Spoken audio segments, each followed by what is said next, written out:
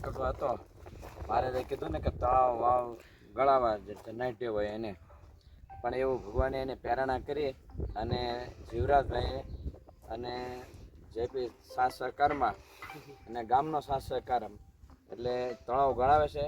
ભગવાન એને ખૂબ ખૂબ સંપત્તિ આપે અને ઘરમાં શાંતિ અને સુખ છે.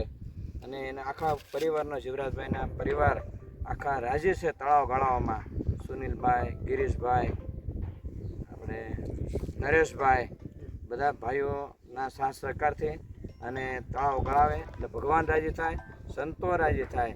કારણ કે તળાવ સ્વામિનારાયણ ભગવાને ગળાવ્યું કારિયાણીની અંદર, એટલે એ ખૂબ ખૂબ એને અને જેપી જો કે ગામના સરપંચ છે પણ એટલી બધી નિર્માનીપણું છે કે નાનામાં નાનો માણસ હોય એનું પણ કામ કરે અને મોટા મોટા હોય એનું પણ કામ કરે.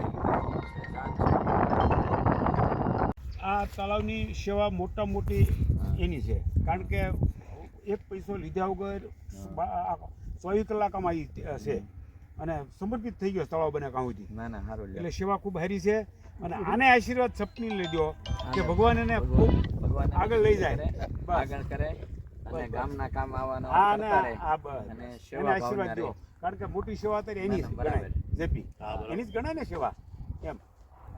સારું લ્યો.